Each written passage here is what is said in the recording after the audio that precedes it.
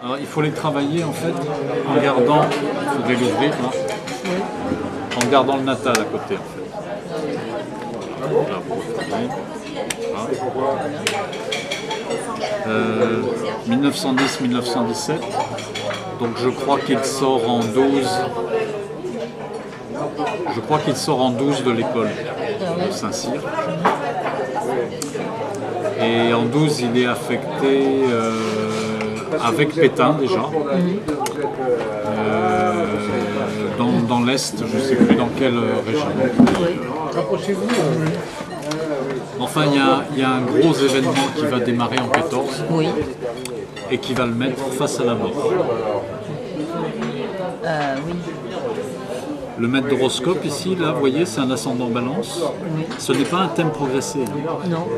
C'est son phase lunaire. Hein. Alors, c'est simple à vérifier. Hein. Vous regardez Soleil-Lune, hein. C'est le même degré. C'est le moment exact là de la nouvelle lune. Il est en ascendant balance. Vénus, elle est en maison 2. Elle n'est pas bien. Elle meurt. Ah oui. Elle meurt, Vénus, Scorpion. Oui. Ainsi là. Face à Pluton. Vous voyez, en peu d'éléments, on est quand même déjà dans le sujet principal. Vous voyez, puisque face à la mort, eh ben, il va y être 2 ans. Ah oui. Et il va être cru. Vous avez une serviette pour vous mâcher.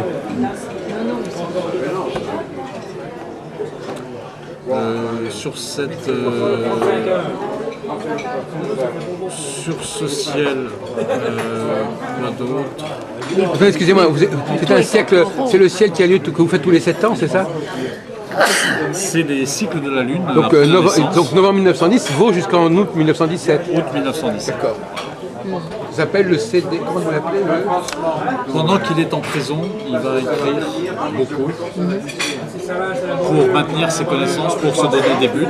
Il va faire des conférences à ses collègues, de ce que je me rappelle. Vous voyez que Mercure est en... Vous jouez actuellement La Grande Illusion, justement, au cinéma. Oui. Ah. Ça vient de sortir. La Grande Illusion. Oui, le film sur la Première Guerre mondiale. Ah oui, oui. Pierre Freinet et Jean Gabin. Voilà ce premier ciel. On peut encore voir, parce que je l'avais préparé ça, on peut voir par exemple sur Soleil et sur Lune, 27 ici, et vous voyez Saturne en Lion. Je ne connaîtrais pas la personne, je lui dirais qu'elle souhaite quelque part transformer une limitation. Ah oui. Vous voyez, quelque chose de simple. Transformer une limitation. Il y a la conjonction Soleil-Lune au Scorpion, qui est quelque part l'expression d'un vouloir, de transformation aussi, qui fait carré à Saturne pour rompre une limitation, rompre une limite. Saturne, il est maître de la maison 4, une limite territoriale.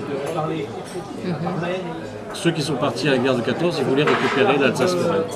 Oui. Vous voyez? Oui. On est dans le sujet? Oui, d'accord.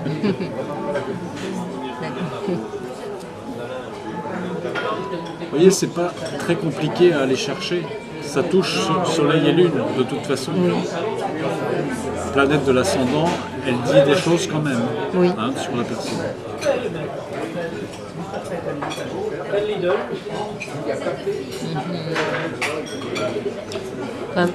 Et là, il y a l'inverse.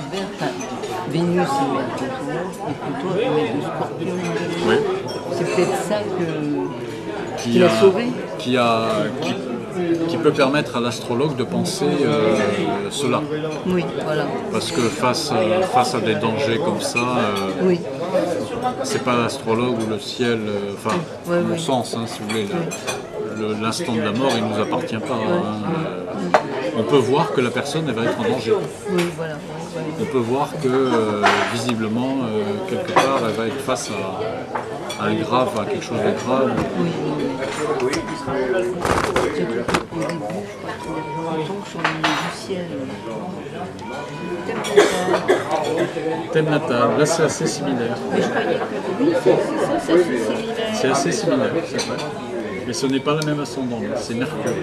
Oui, là c'est Mercure, c'est Vénus. Vous pouvez nous rappeler très brièvement le concept de votre calcul tous les septembre? Donc c'est basé sur le cycle du Soleil et de la Lune. Je vois pas la lune là. Ah oui, là. Et donc sur les phases. Comment ça se fait-il qu'il y a une espèce de son de pont? Pourquoi est-ce qu'on arrive au cycle à un cycle de 7 ans? C'est l'expression du cycle Soleil-Lune, le cycle. Oui, c'est ça, c'est il y a une conjonction. Vous faites pour la conjonction, pour la quadrature et l'opposition. De conjonction à conjonction, ça met 29 ans. Voilà. Donc vous divisez par 4, ça fait à peu près 7 ans, entre 7 ans, 7 ans et demi. De toute façon, moi je suis tout à fait d'accord sur le principe des 7 ans. Et en fait, c'est comme une révolution solaire, Oui. sauf qu'elle dure 7 ans et demi. Oui. C'est ça. Non, mais ce qui est très pertinent, c'est qu'effectivement, en fin de compte, l'année n'est pas forcément peut-être l'unité idéale pour l'astrologie. Hein? En réalité, non. Dans la révolution solaire, on n'ira pas chercher. L'année, c'est justement la proto-astrologie dont je parlais tout à l'heure, c'est-à-dire une astrologie annuelle, mais l'introduction de l'astrologie à mon avis, elle a créé une autre temporalité que l'année. Oui, oui, allez-y. Voilà.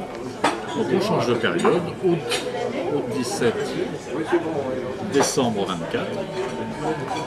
Donc là, Charles de Gaulle, il est prisonnier depuis mars 16 jusqu'en novembre 18. Donc l'ascendant n'est plus le même là. Donc au début de la configuration, il est encore prisonnier. En août 17, il est prisonnier. Il est toujours prisonnier. Il est toujours prisonnier. Il était déjà prisonnier avant.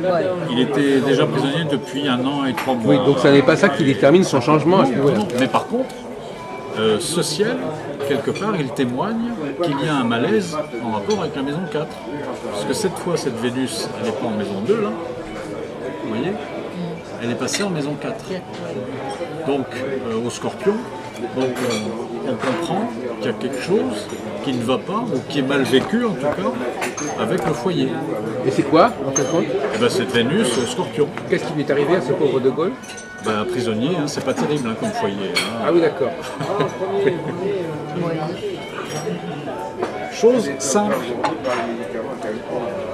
Le maître d'horoscope en maison 5, au Sagittaire, quelque part, c'est quelqu'un qui a envie de liberté, qui a envie de grands espaces. Oui.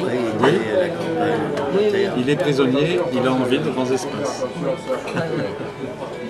Mais il les a pas. Et il les a pas. Il va les avoir. La maison 5 de planète, il se trouve que dans cette période, Philippe de Gaulle, 1921, qui est le maître, Elisabeth de Gaulle, en mai 24. Celle qui est malade? Après. Soleil, Mercure. Durant cette période, je sais qu'il est reparti, après être libéré, il est parti combattre en Pologne pour récupérer des points parce que prisonniers, à l'époque, ils étaient payés demi-solde et ils perdaient de l'avancement. Oui, vous vous rendez compte? C'est affreux, hein? Oui, mais lui, il n'entendait pas de cette façon.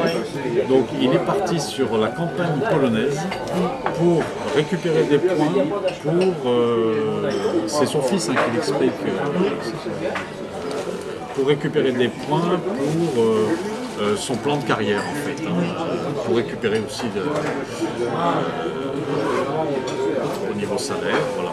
Donc ça... le Missiel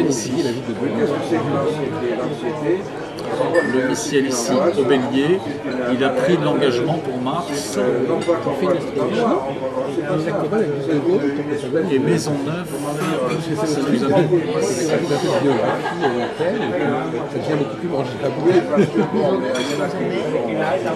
Ça nous amène à Neptune. Je ne sais plus où je l'avais vu ça. Quelque part qui voulait récupérer en fait de l'avancement, qui voulait se rengager en fait quelque part, ça dit ça aussi ce Mars.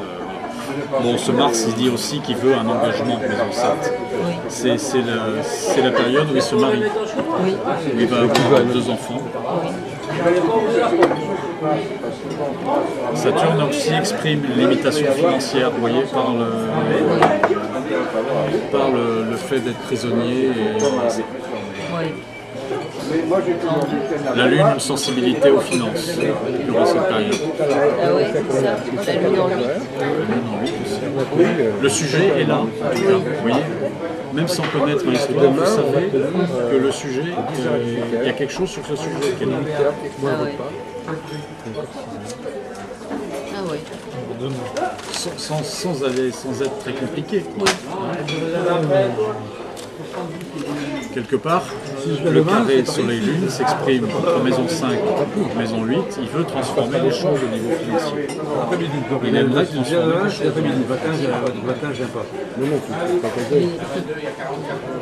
Vous dites ça à cause de la lune qui est en 8. Des deux, Soleil et de Lune en carré. Oui. Soleil, quand même, c'est l'expression d'une volonté. Maison 5 de ce qu'il aimerait, une volonté qu'il aimerait. La Lune en maison 8 transformée.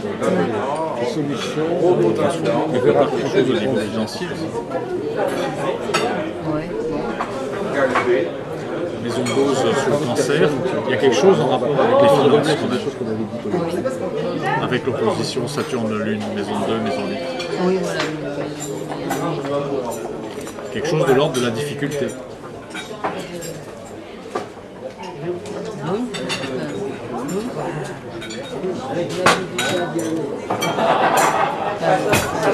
L'ordre familial, enfin. De l'ordre familial. Et, enfin, patrie. C'est une période où il commence à exprimer à sa famille le désir de se marier. Ah oui. C'est marié à quel âge? Je crois vers 21, 20 ou 21, je crois. En année. En année, vers 30 ans. Donc. Il avait 30 ans. Oui. Je ne sais pas si c'est 19 ou 20 ou 21. Je crois que Philippe, il est né. Philippe, il est né en 21. En 21, bah oui, en effet, alors il avait 30 ans. Mais je crois que c'est marié en 21, parce que Philippe, il est né fin décembre. À l'époque, ça plaisantait pas. Pourquoi? Oui, oui. Sur certains sujets. Oui, oui. Oui, il a quand même attendu. Il a quand même. De se remettre de la captivité, de tout ça. 1924-1933, bon, de ce que je me rappelle de marquant de sa vie, effectivement, comme dit Jacques, c'est Anne de Gaulle qui est née. Oui. Et vous allez voir que là, la configuration pour les enfants, c'est pas la même. Anne de Gaulle qui a été trisomique. Oui, oui. Donc là, la maison 5, elle est sous le bélier. Donc on peut aller chercher par exemple avec Mars. C'est en sidéral ça. Oui. Mars qui est voilà, Mars. Il est en 3. Maître de 5. Maître de 5. Mars est En trigone ici, effectivement, la Lune, ouais. Il y a Uranus. Ce qui me gêne un petit peu, Denis Garçon, dans ce que vous dites, c'est que et ici, il prend quelque chose. Voilà. en 7 ans, il peut se passer beaucoup de choses en 7 ans. Oui. Il peut se passer beaucoup de choses. Donc il se peut se passer tout et n'importe quoi, une chose et son contraire, etc. C'est ça le grand problème de prendre des périodes longues, c'est que évidemment, c'est comme les astronautes qui font l'astronomie mondiale sur 20 ans, 30 ans, 40 ans, bon ben, pendant une période de 40 ans, on peut trouver tout ce qu'on veut. Ah bah oui, mais trouver un enfant qui a un problème alors que le ciel l'indique, ça n'arrive pas à tout le monde. Par exemple. Mais ça, c'est quand même la part de fortune. Mais là, il y a quand même Neptune Pluton. Oui. Ça fait Mars carré Neptune. Oui, mais ça serait. Oui, Mars carré Neptune. Ah oui, Mars carré Neptune. Oui. Mars carré Neptune. Non, oui, ça. Oui, mais alors ça serait intéressant de savoir, d'essayer de comprendre. Donc, qu'est-ce qu'il y a eu dans ces choses-là aussi dans la famille Donc, ce que l'on ne sait pas, c'est qu'en 1925, enfin, c'est son fils, toujours pareil, qui nous le fait, mais il y a aussi un collègue de son frère qui le dit. Il a 4 frères, Charles de Gaulle, et il y en a un qui va devenir malade en 1925, Jacques de Gaulle, qui va se paralyser petit à petit. C'est une maladie qui a touché 30 000 personnes à l'époque en Europe, à partir dans les années 20. Et le Mars, il est ici en maison 3. Oui. Donc dans cette période, il y a son frère et il y a sa fille qui vont être concernés par ce carré. Vous voyez. Oui.